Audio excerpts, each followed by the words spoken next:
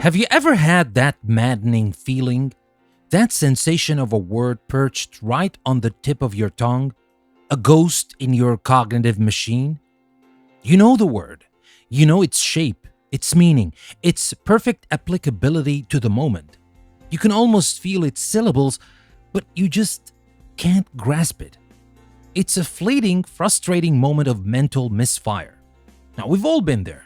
We laugh it off, snap our fingers when it finally arrives 2 minutes too late, and move on. But what if that feeling wasn't fleeting?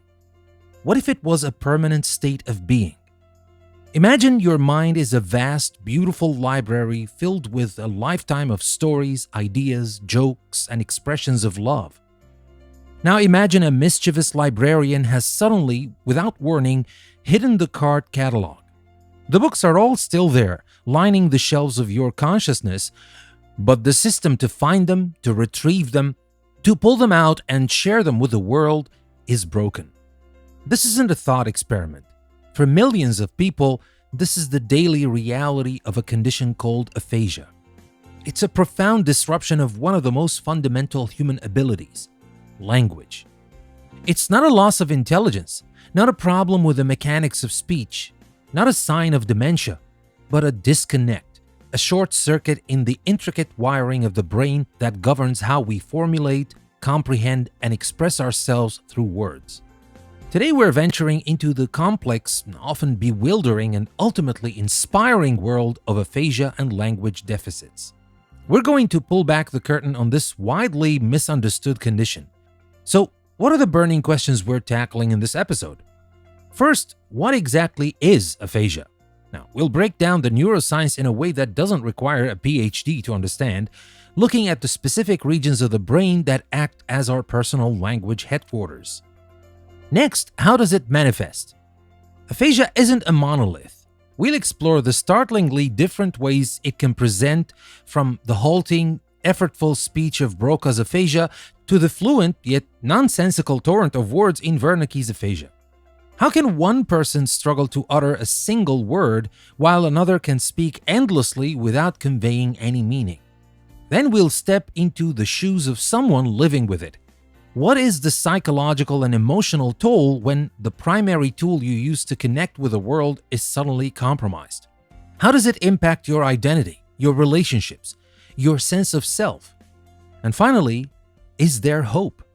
We'll look at the remarkable power of the brain to rewire itself, a concept called neuroplasticity, and the incredible resilience of the human spirit.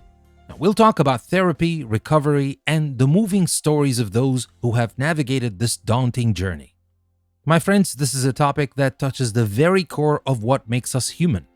It's about more than just words. It's about connection, identity, and the profound struggle to be understood. And a word of caution, this episode is a deep dive, but it's by no means the final word. True knowledge, a genuine, nuanced understanding of such a complex subject, doesn't come from a single podcast episode or a quick search online. It comes from sustained curiosity, from reading the research, from listening to the stories of those with lived experience. Consider this your gateway. Consider this episode your formal invitation to start that deeper journey. So get comfortable. Let's explore the silent struggle, the profound resilience, and the intricate science of what happens when words fail. I'm Danny, and this is a new episode from English Plus Podcast.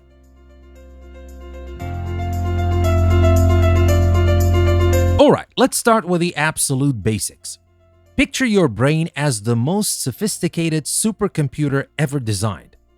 It has specialized departments for everything: vision, movement, memory, and crucially for our discussion, language. For about 90% of right-handed people and a good chunk of left-handed people, this language department is headquartered in the left hemisphere of the brain. It's not just one office, it's a whole corporate campus with different buildings responsible for different tasks. When someone has a stroke, a traumatic brain injury, a tumor, or a neurodegenerative disease, it can be like an earthquake hitting this corporate campus. Specific buildings can get damaged, and the communication lines between them can be severed. Aphasia is the result of that damage. It's an acquired language disorder, meaning you aren't born with it. You had a fully functioning language system, and then something happened that disrupted it. It's fundamentally important to distinguish what aphasia isn't. It's not a loss of intelligence. The person's thoughts, ideas, and memories are often entirely intact. They are still them. The problem lies in the translation of these thoughts into language, or the translation of incoming language into thought. It's also not a speech impediment like a stutter or a lisp, which are problems with the mechanics of producing sounds. And it's not the cognitive decline of dementia, though they can sometimes co-occur. Aphasia is a pure, unadulterated language problem. And now let's visit two of the most famous and tragically damaged buildings of our brain's language campus. The first is Broca's area, named after the 19th century French physician Paul Broca. Think of Broca's area as the production studio. It's responsible for grammar, syntax, and the physical orchestration of speech. It takes your brilliant idea and figures out how to structure it into a coherent sentence, sending the right signals to your mouth and tongue. When Broca's area is damaged, the result is what we call Broca's aphasia, or expressive aphasia. This is in many ways the most intuitively understood form. People with Broca's aphasia know what they want to say. The idea is crystal clear in their mind, but getting it out is an immense struggle. Their speech is often described as telegraphic, short, choppy phrases with grammatical function words like is, the, and an often omitted. For example, if they want to say, "I need to go to the store to buy some bread," it might come out as, "Go store, buy bread." Each word can be a monumental effort. The frustration is palpable. Imagine knowing exactly what you want to communicate, but being unable to form the sentence to do so. It's like being a brilliant musician with a broken instrument. The music is in your soul, but you can only produce a few strained, discordant notes. Now, what's fascinating, though, is that their comprehension is usually quite good. They can understand what you're saying to them, which of course can compound their frustration because they're acutely aware of their own difficulties. Now let's travel to another building on campus, Wernicke's area, named after German neurologist Karl Wernicke. If Broca's is the production studio, Wernicke's is the comprehension and content department. It's responsible for understanding spoken and written language and for selecting the correct words to convey meaning. It's the brain's internal dictionary and thesaurus. When Wernicke's area is damaged, we get Wernicke's aphasia, also known as receptive aphasia. And this is where things get truly counterintuitive and, frankly, bizarre. A person with Wernicke's aphasia can often speak fluently, with normal grammar, intonation, and rhythm. The sentences pour out. The problem? They don't make any sense. They might use completely made-up words or neologisms or substitute one real word for another in a way that's semantically nonsensical. This is sometimes called a word salad. They might want to tell you about their dog, but what comes out is, "The schlump is walking the Framis over there." They are speaking, but they are not communicating. The most heartbreaking part of Wernicke's aphasia is that the person is often completely unaware that what they're saying is gibberish. Because the comprehension center is damaged, they can't process their own language to recognize its errors. They also can't properly understand what you are saying to them. They might nod along, thinking they're participating in a normal conversation, all while speaking a language of their own invention. Imagine living in a world where everyone, including yourself, seems to have suddenly started speaking in code. It's a profoundly isolating and confusing experience. Now, these two, Broca's and Wernicke's, are the classic examples, but aphasia exists on a wide spectrum. There's anomic aphasia, where the primary difficulty is with word finding. The grammar is fine, comprehension is fine, but the person constantly struggles to retrieve specific words, especially nouns and verbs. They might resort to talking around the word, a strategy called circumlocution. Instead of pen, they might say the thing you write with. It's like that tip of the tongue feeling, but for countless words all day long. And then there's global aphasia, which is the most severe form. It's the result of extensive damage to the language centers of the brain. A person with global aphasia can produce very few recognizable words and understands little to no spoken language. It's a near total shutdown of the ability to communicate. My friends, living with aphasia is about so much more than the clinical definitions. It's a psychological battle. Think about how much of our identity is tied up in our ability to communicate. We tell jokes, we share stories, we debate ideas, we comfort our loved ones, we express our needs. When that is taken away, it can lead to a profound identity crisis. People often feel trapped inside their own minds. They experience intense frustration, depression, and social isolation. Friends and family may not understand. They might mistake the difficulty in communication for a loss of intellect, speaking to the person as if they were a child, or worse, avoiding interaction altogether because it's awkward or difficult. The actress Emilia Clarke from Game of Thrones spoke powerfully about her experience with aphasia after suffering 2 brain aneurysms. She described the sheer panic of being on a hospital bed, unable to recall her own name, her mind a blank. She talked about feeling like her very essence, her ability to act, to communicate, was gone.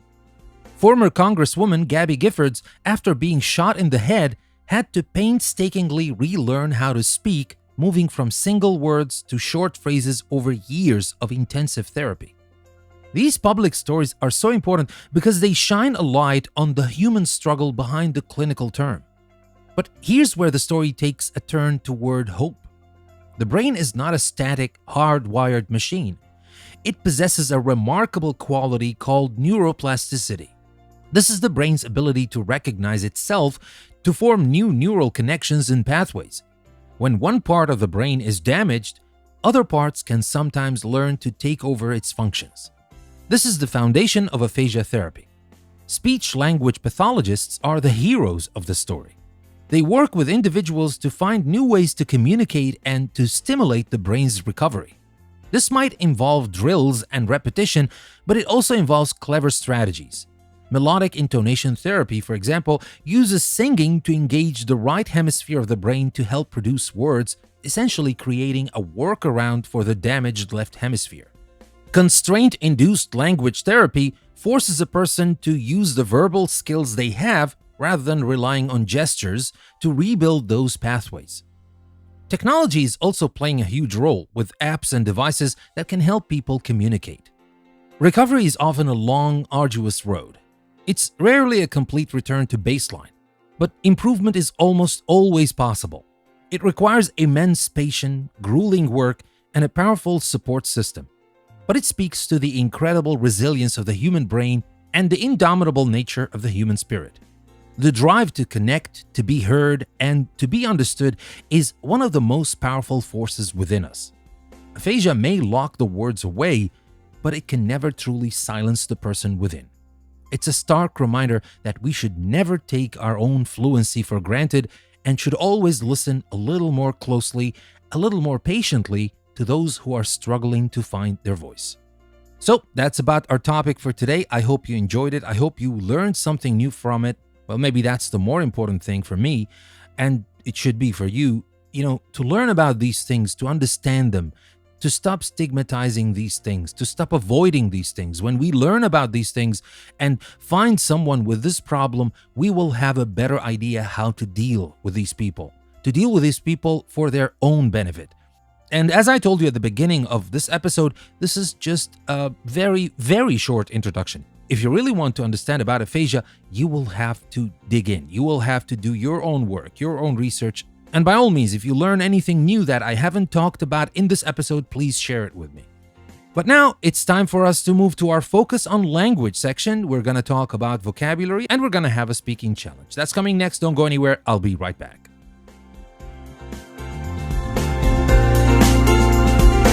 All right. That was a pretty deep dive into the world of aphasia. Well, we threw around some complex ideas and some specific terminology. Now I want to pivot a little. Now let's zoom in on some of the language we used. The goal here is to equip you with some powerful, versatile words and phrases that you can confidently weave into your own conversations, whether you're discussing psychology, personal challenges, or just trying to sound a little more sophisticated in your daily chats. Now we'll break down about 10 of them. Look at how they were used, what they really mean, and how you can make them your own. Now let's start with the big one we use to describe the brain's incredible ability to heal: neuroplasticity. It sounds like something straight out of a science fiction movie, but it's a real and wonderful concept. In the episode, we said the brain is not a static, hardwired machine. It possesses a remarkable quality called neuroplasticity. So, what is it? Breaking it down, neuro refers obviously to the nerves or the nervous system, and plasticity refers to the quality of being easily shaped or molded. So, neuroplasticity is the brain's ability to change and adapt its structure and function in response to experience or damage. Think of it like this. If a main highway in a city is blocked, neuroplasticity is the city's ability to reroute traffic through smaller side streets, eventually strengthening those side streets until they can handle the load. In real life, you could use this when talking about learning a new skill. You might say, for example, learning to play the guitar at 40 is tough, but it's a great way to take advantage of my brain's neuroplasticity. It's a fantastic word for any conversation about learning, recovery, or personal growth. Next up is the phrase inextricably linked. Now, I mentioned that for many, identity is inextricably linked to our ability to communicate. Inextricably means in a way that it's impossible to disentangle or separate. It's much more powerful and elegant way of saying they're really, really connected. You use it when two things are so intertwined that you can't think of one without the other. For example, you could say for many artists, their work is inextricably linked to their personal struggles. Or in a global economy, the price of oil and international politics are inextricably linked. It adds a layer of seriousness and depth to your statement, so use this word. And now let's talk about a feeling we can all relate to, but on a much grander scale in the context of aphasia: to be at a loss for words. Now, this idiom came up when we described the feeling of being unable to speak. It's a common everyday phrase that perfectly captures a momentary inability to express yourself, usually due to surprise, shock, or overwhelming emotion. We used it as a relatable entry point to the much more severe experience of aphasia. You might use this all the time. For example, you can say, when he proposed, I was so happy I was at a loss for words. Or, after hearing the shocking news, the entire room was at a loss for words. It's a simple, effective idiom that everyone understands. And now for a more specific term we touched upon: circumlocution. Now, I described it as a strategy used in anomic aphasia, when someone might resort to talking around the word. That's literally what it means. From Latin, circum means around, and locutio means speech. So it's speaking around something. It's using many words where fewer would do, especially in a deliberate attempt to be vague or evasive, or in the case of aphasia, because you can't find the specific word you need. You see politicians use circumlocution all the time when they want to avoid answering a direct question. But you could also use it in a more lighthearted way. For example, if your friend is beating around the bush, you could tease them by saying, enough with the circumlocution. Just ask me if you can borrow the car. But of course, it's a sophisticated word, I will have to say, a little bit formal, maybe. But you can add it to your vocabulary bank, or at least you can understand it if someone uses it. So that was about circumlocution. Next, we have another great psychological term, and that's cognitive dissonance. Now, while I didn't use this exact word in the episode, it perfectly describes the internal state of someone with Wernicke's aphasia who is speaking fluently but nonsensically, yet is unaware of their errors. Cognitive dissonance is the mental discomfort experienced by a person who holds two or more contradictory beliefs, ideas, or values, or when their beliefs are contradicted by their actions. For the person with Wernicke's aphasia, the belief is, I'm communicating effectively, but the reality is that they are not. That internal conflict, even if they're not fully conscious of it, is a form of cognitive dissonance. Or maybe we can use it more for Broca's aphasia, especially when the person knows that he or she cannot communicate effectively. But it works in both cases. Anyway, in everyday life, this is incredibly common. Classic example is a smoker who knows that smoking is bad for their health. The belief, I should be healthy, and the action, I am smoking, are in conflict, creating dissonance. You can say, for example, he's experiencing a lot of cognitive dissonance, wanting to save the environment, but also loving his gas-guzzling sports car. So that's about cognitive dissonance, my friends. Next, let's move to a more active and powerful verb, to grapple with. Now, again, I didn't use this explicitly, but it's the perfect verb for this topic. To grapple with something means to struggle to deal with or understand a difficult problem or subject. It implies a hands-on, intense struggle. You could say that people with aphasia must grapple with their new reality. It's much more visceral than just saying they deal with it. Now, you can use it for anything complex or challenging. For example, the committee is grappling with the budget cuts. Or, for years, she grappled with the question of her own identity. It suggests a worthy, difficult fight. Next, let's talk about a word that is fundamental to our topic, articulate. Now, just to let you know, we say articulate if it is a verb, or if it's an adjective, we say articulate. Now, an articulate person is someone who can express their thoughts and feelings easily and clearly. The struggle with aphasia is, at its core, a struggle to be articulate. It's a fantastic adjective to describe a good speaker. For example, she gave a very articulate and persuasive presentation. Now, the negative form, inarticulate, is also useful. You can say, for example, he felt clumsy and inarticulate, unable to explain his true feelings. And of course, being articulate is a skill. Apart from aphasia and this problem, for people who don't have this problem, you can work on the skill. And striving to be more articulate is a great goal for any language learner or for anybody else for that matter. And now let's take a look at the next word, palpable. Now, I used it to describe the frustration of someone with Broca's aphasia, saying the frustration is palpable. Now, palpable means a feeling or atmosphere so intense that it seems almost tangible, as if you could touch it. It's a wonderful sensory word to use for something that is technically intangible. Now, you can't literally touch frustration, obviously, but when it's palpable, you can feel it in the room. You could say, for example, when the CEO walked in, the tension in the room was palpable. Now, of course, you can't touch tension, but you can feel it. It's palpable. Or you can say, there was a palpable sense of relief after the final exam. Again, the sense of relief cannot be seen, cannot be touched. But in this case, it can be felt very strongly as if it could be touched. So there was a palpable sense of relief after the final exam. I love this word, by the way. And you should too. You should use it. But anyway, that was about palpable. Next, let's talk about a concept that is crucial for understanding the experience, and that is resilience. Yeah, maybe that's the 100th or 1,000th time I talk about resilience, but it's a very important word, so I will talk about it every single time I have the chance. Anyway, I spoke of the incredible resilience of the human spirit. Now, resilience is the capacity to recover quickly from difficulties. It is toughness. It's to be tough. It's the ability to spring back into shape after being bent or compressed. And this word or this concept is a cornerstone of positive psychology. Now, we admire resilience in people who have faced adversity. You could talk about the resilience of the city's residents after the earthquake, or praise a friend by saying, for example, her resilience in the face of such hardship is truly inspiring. So that's about resilience, my friends. And finally, let's talk about nuance. True knowledge, I said, is a genuine, nuanced understanding of such a complex subject. Now, nuance refers to a subtle difference in or shade of meaning, expression, or sound. It's the opposite of a black and white, oversimplified view. Understanding nuance is key to mastering a language and understanding complex topics.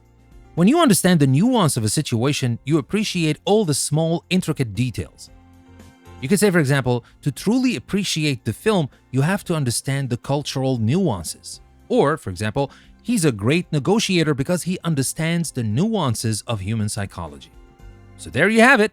Neuroplasticity, inextricably linked to be at a loss for words, circumlocution, cognitive dissonance, to grapple with, articulate, palpable, resilience, and nuance. These are not just vocabulary words. These are tools to help you think and communicate in a more sophisticated and precise way. And now let's move on to our speaking challenge. Now, let's transition into a practical speaking skill.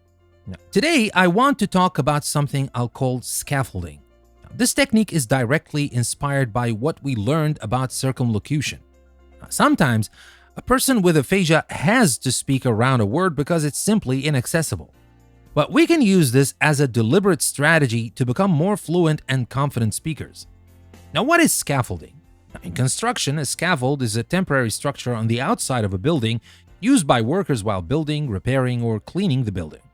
In speaking, scaffolding is building a temporary verbal structure around a word you can't find. It's about using the words you do have to explain the concept you're aiming for without pausing awkwardly or giving up. It keeps the conversation flowing and allows you to communicate your idea effectively, even if imperfectly. Now, let's say you're trying to tell a story and you can't remember the word protractor, that half-moon tool for measuring angles. A non-scaffold response would be, "So in geometry class, we had to use that thing, the plastic, I can't remember the word." The conversation grinds to a halt. A scaffold response would be, "So in geometry class, we had to use that semicircular tool that helps you measure angles. It's made of clear plastic and has all the degrees marked on it." See the difference? You successfully communicated the idea. Your listener probably knows exactly what you mean and might even supply the word for you. Oh, a protractor. You've turned a moment of failure into a successful collaborative communication. Now, this skill is about fighting the panic you feel when a word escapes you. Instead of freezing, you take a deep breath and start describing. What category does it belong to? It's a tool, a concept, a type of food. What does it look like? It's circular, it's green, it's tiny. And then what does it do? You use it for cooking, it helps you organize files. What does it do? So here's your challenge for this week. I want you to practice scaffolding.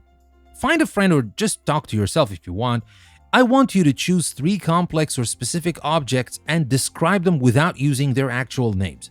For example, try to describe a corkscrew, a USB drive, or even an abstract concept like déjà vu using the scaffolding technique. The goal is not to be perfect, but to be fluid. The goal is to build those verbal bridges around the gaps, so your communication never has to stop. It's a skill that will make you a more resilient and resourceful speaker, empowering you to grapple with any conversational challenge. All right, now all we have left is our discussion questions. And as I say every time, if you really want to master the topics that we talk about, and of course master the language, not only the words that I shared with you, but any words that are related to this topic, you need to discuss. You need to talk about these things.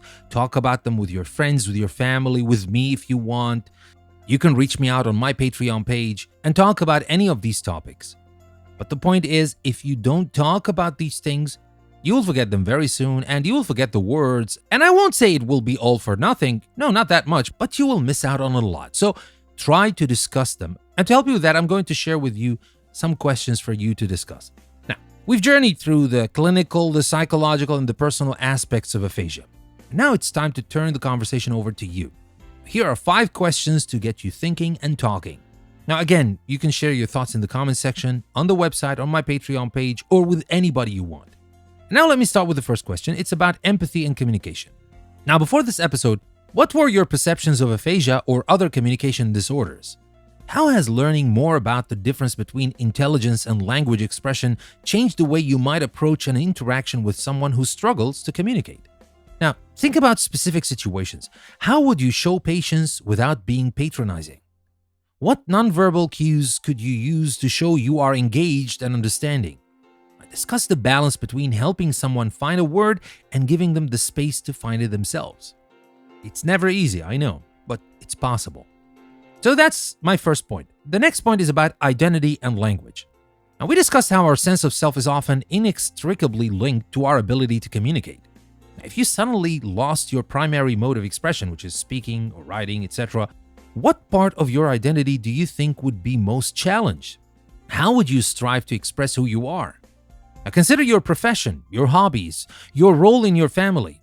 Are you the funny one, the organizer, the storyteller? How much of that relies on fluent language? Explore other forms of expression you might turn to, like art, music, or physical acts of service. And now for the next point. The role of technology. Now, technology offers incredible tools for people with aphasia, from communication apps to advanced therapies. What do you see as the biggest promises and potential pitfalls of relying on technology for something as fundamentally human as communication? Now, on the plus side, discuss accessibility and the potential for a richer life. Now, on the downside, consider the potential for over-reliance. The digital divide, not everyone has access, and whether technology can ever truly replace the nuance of human interaction. Next, let's talk about resilience and neuroplasticity in your life. Now, the concepts of resilience and neuroplasticity are central to recovering from brain injury. In what areas of your own life have you witnessed or practiced these concepts? Think about learning a new skill, overcoming a personal setback, or changing a long-held habit. Now, share a personal story. Was it learning a new language, picking up a musical instrument, or recovering from a difficult emotional period? How did you rewire your thinking or your habits? What did that struggle teach you about your own capacity for change? And my final discussion point is about educating the community. Now, aphasia is a common condition, yet it remains widely misunderstood. What do you believe is the most effective way to raise public awareness and foster a more compassionate, understanding society for those with communication disorders? Now, think beyond just awareness campaigns. What practical steps could be taken in schools, workplaces, or healthcare settings? How can the stories of individuals like Emilia Clarke or Gabby Giffords be used effectively to educate and inspire action? Well, think about that, my friends, and as I told you, I'm always interested in talking about these things. Well, obviously, I was interested enough to create a whole episode about it, so I'm definitely interested to discussing that and learning things from you that I might not know about aphasia and communication disorders. That brings me to the end of our deep dive into aphasia. Remember, my friends, it's a topic that is at once clinical and deeply, profoundly human. It reminds us that language is a gift, and the drive to connect is one of the most resilient forces we possess. I'd like to thank you very much for joining me on this journey today. If you find this exploration valuable and want to continue elevating your English while exploring fascinating topics, there are a few ways to become a deeper part of the English Plus ecosystem. You can find transcripts for the episodes, learning resources, articles on many different topics, and a lot of activities, quizzes, etc. on my website, EnglishPlusPodcast.com. And if you want to unlock the entire library of hundreds of podcast episodes covering everything from history to science to literature and philosophy, you can subscribe to English Plus Premium directly on Apple Podcasts or by becoming a patron on Patreon. You can find the links in the description of the episode. And let me tell you, my friends, your support allows me to keep these conversations going, to keep exploring, and to keep learning together. Until next time, take care, stay curious, and keep finding your voice. I'm Danny, and this was another episode from English Plus Podcast. I will see you next time.